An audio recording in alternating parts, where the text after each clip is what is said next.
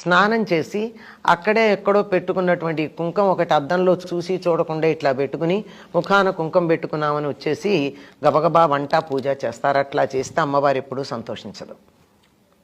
చక్కగా అద్దం చూసుకునే బొట్టు పెట్టుకోవాలట. అదొక ప్రత్యేకమైనటువంటి నియమం. కుంకుమ ధరించేటప్పుడు అద్దంలో చూసుకుని పెట్టుకోవాలి. ఎదురుగా మనకి ఎక్కడ పెట్టుకుంటున్నామో తెలిసి పెట్టుకున్నా పర్వాలా. అలాగే తల దువ్వుకునేటప్పుడు అద్దం చూసే తల దువ్వుకోవాలట. రోజు పాపిడి తీసుకోవాలట. పాపట లేనటువంటి ఇంట్లోకి ఆవిడ రానంది. పాపిడి తీసుకుని ఉండాలి. ఆ తరువాత బొట్టు దువ్వుకోవడంతో పాటుగా కాటుక పెట్టుకోవడం, తలలో పూలు పెట్టుకోవడం, ఇంకా వీలైతే కాళ్ళకు పసుపు రాచుకోవడం, నగలు ఏమన్నా ఉంటే అలంకరించుకోవడం, ఇవన్నీ చేసి వెళ్ళి కూర్చుని పూజ చేస్తే ఆవిడ సంతోషిస్తుంది తప్ప వీళ్ళు మడి బట్టో శుభ్రమైన బట్టో అని మాసిపోయినటువంటిది, నల్లగా ఉన్నటువంటిది, చిరిగిపోయినటువంటిది, ఏదో వంట అయ్యాక మేము బాగా ఉంటానులే అని చెప్తూ ఇలాంటి పిచ్చి పిచ్చి లక్ష్మీదేవి రాదు. ఆ దరిదాపుల్లోకి రాదు. మాసిపోయిన చిరిగిపోయిన బట్టలు కట్టుకున్న చోటికి రాదు. కనుక ఆడవాళ్ళు స్నానం చేసి చక్కగా అలంకరించుకున్న తర్వాత మాత్రమే పూజ చెయ్యాలి అనేది నియమం అండి. అప్పుడే లక్ష్మీదేవి వస్తుంది. సరే, బాగా భౌతికంగా అలంకరించుకున్నాం, సరిపోయిందా అంటే మనసులో కూడా ఉండాలి కదా శౌచం. శుచి మనసులో కూడా ఉండాలి. అంటే ఎటువంటి కోపతాపాలు లేకుండా ఉండాలి. చిర్రుబుర్రులాడేటటువంటి ఇంట్లోకి అమ్మవారు రానని చెప్పింది. దెబ్బలాడుకునే ఇంట్లోకి, చెడు మాటలు మాట్లాడుకునే ఇంట్లోకి ఆవిడ రాదట. అందుకని మన ఇంటికి లక్ష్మి రావాలి అంటే చక్కగా నవ్వుతూ ఉండాలి, మనసు ప్రశాంతంగా ఉంచుకోవాలి, అందరితోనూ ప్రేమగా మాట్లాడుతూ ఉండాలి. పైగా ఆడవాళ్ళు కళ్ళనీళ్లు పెట్టుకోకూడదు. కలకంటి కంట కన్నీరొలికిన ఇంట సిరి తానుండ నొల్లదు అన్నారు. ఏ ఆడపిల్లైనా కంట నీరు పెట్టుకున్నదంటే ఆ ఇంట్లో లక్ష్మీదేవి రాదట. ఇక్కడికి నేను రాకూడదు, నేను వెళ్ళిపోతున్నాను. అంటే అది భార్య కావచ్చు, తల్లి కావచ్చు, కూతురు కావచ్చు, చెల్లెలు కావచ్చు, కోడలు కావచ్చు, ఎవరైనా కావచ్చు. ఇంట్లో ఆడపిల్లల కంటి వెంట నీరు రాకూడదు.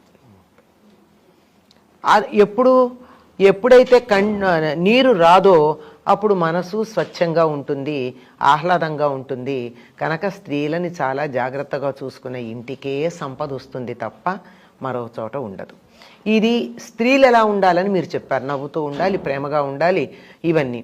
అంతేకాదండి, లక్ష్మీదేవి ఇంట్లోకి రావడానికి భయపడి పారిపోయేది శౌచం అన్న చోట ఇంట్లో బూజులు వేలాడితే రాదావిడ.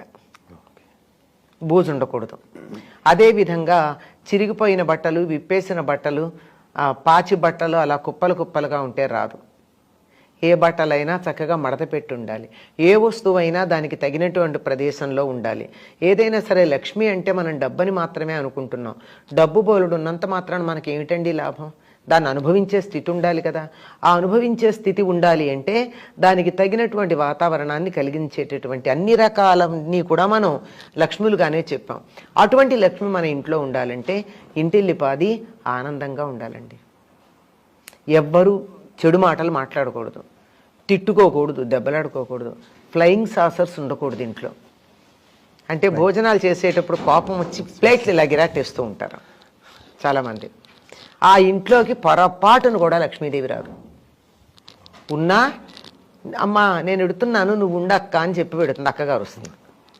అందుకని ఆ విధమైనటువంటి జాగ్రత్తలు తీసుకోవాలి. అందరూ డబ్బు బాగా రావాలంటే ఏం చెయ్యాలి అంటే ఎలాగో సంపాదించాలని తాపత్రయపడతారు. కానీ మనం ఈ రకంగా ఉంటే డబ్బుతో పాటు మనం సంపాదించిన డబ్బుని కూడా అనుభవించే స్థితి మనకు వస్తుంది. ఉన్నా చాలామంది కోట్లు బ్యాంకుల్లో ఉంటాయి, ఎక్కడో వరదలో వానలో చిక్కుకుపోతారు, మంచినీళ్ళు దొరుకుతాయా లేదా అని బాధపడుతూ ఉంటారు. ఆ స్థితి రాకుండా ఉంటుంది. మనకి ఏది కావాలంటే అప్పుడు ఎంత కావాలంటే అంత అందుబాటులోకి వస్తూ ఉంటుంది. చెప్పులు ఒక క్రమంలో ఉండాలి. ఎడాపెడా ఉంటే ఆయన గారు వస్తారు, శనేశ్వరుడు, అమ్మగారు రాదు. కనుక ఇటువంటి నియమాలు గనక పాటించినట్టయితే ఆ ఇంటికి లక్ష్మీదేవి వచ్చి స్థిరంగా కూర్చుంటుంది.